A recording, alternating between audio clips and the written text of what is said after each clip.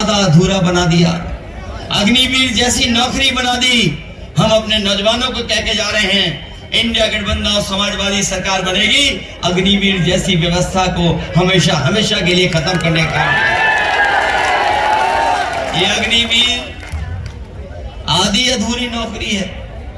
अगर कोई इसमें चला भी जाएगा तो कितने साल का मौका मिलेगा उसे?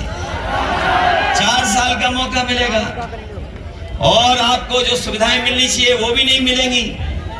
याद होगा नेताजी ने अपने शहीद जवानों के सम्मान में यह फैसला लिया था कि अगर कोई जवान सीमा पर शहीद होगा तो उसका पूरा का पूरा सरकार खर्चा करेगी और पूरे सम्मान के साथ उसके घर परिवार में पार्थिव शरीर पहुंचाया जाएगा। लेकिन अग्निवीर अगर कोई शहीद होगा तो शायद उसको वो भी सम्मान नहीं मिलेगा। इन्होंने केवल अग्निवीर से नौजवानों को निराश नहीं किया, बल्कि इस सरकार में जितनी भी परीक्षाएं लिखी गई हैं सब पेपर लीक हो गए। और हमारा नौजवान जानता होगा 10 परीक्षाओं से ज्यादा के पेपर लीक हुए हैं और ये सरकार जानबूझ करके करा रही है। जिन नौजवानों का इन्होंने भविष्य अंधकार में डाला है, अगर हम उनका हिसाब किताब लगा लें तो अभी तक 60 लाख ऐसे बच्चे हैं जो परीक्षा लिखने गए लेकिन परीक्षा का पेपर लीक हो गया, उसकी वजह से वो परीक्षा नहीं दे पाए। वो 60 लाख हैं और अगर उनके माँ बाप को जोड़ दें तो 60 लाख गुणा 3 कर दे। अगर हम एक जो नौजवान था जो परीक्षा देने गया था उनके माँ बाप 3 सदस्य अगर हम जोड़ लें तो 60 लाख से अगर हम गुणा कर देंगे तो 1 करोड़ 80 लाख।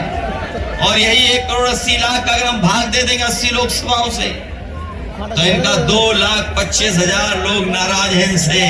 बताओ 2,25,000 से कैसे बचेंगे? केवल यही हिसाब किताब नहीं,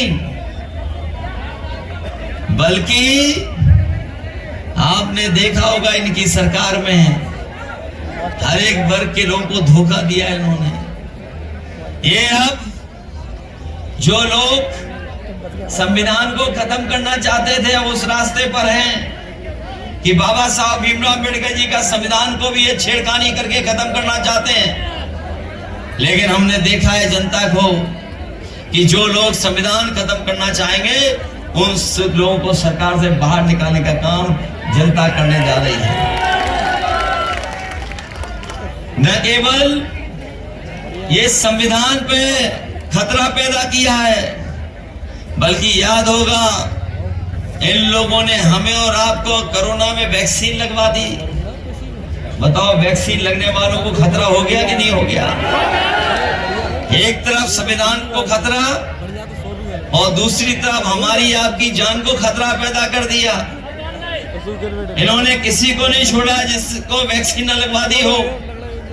बताओ वैक्सीन की सूचना तो पढ़ ली होगी आपने कि जिन्होंने वैक्सीन लगवाई है उनको हार्ट से लेकर के और भी कुछ चीजों की चिंता करनी पड़ेगी। हम आज सरकार से कहना चाहते हैं कि अगर आपने वैक्सीन फ्री लगवाई थी तो कम से कम गरीबों का और जिन लोगों को वैक्सीन आपने लगवाई है उनकी जांच और ईसीजी भी फ्री हो जाना चाहिए। क्योंकि अगर वैक्सीन लगी है तो पता नहीं कब खतरा पैदा हो जाए।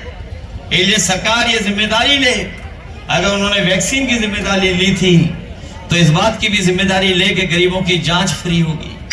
जांच फ्री कर करके ईसीजी कराए, नहीं तो पता नहीं कब किसका हार्ट अटैक आ जाए, कोई पता नहीं। इसलिए ये सरकार ऐसी है जिसने न केवल किसान नौजवानों को धोखा दिया है बल्कि वैक्सीन के नाम पर आम लोगों को धोखा देने का काम किया। और वैक्सीन जो कंपनियां थी उनसे भी पैसा वसूल लिया।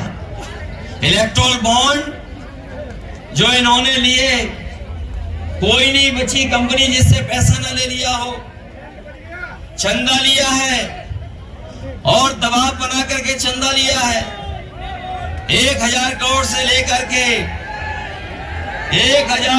लेकर के कई सौ करोड़ चंदा वसूल लिया। बताओ चंदा वसूला कि नहीं वसूला इन्होंने? और याद रखिएगा, अगर चंदा वसूला गया है जिन उद्योगपतियों से, उन्होंने मुनाफा के लिए आज महंगाई हमारे और सामने लाने का काम किया। महंगाई भी उसी के कारण है।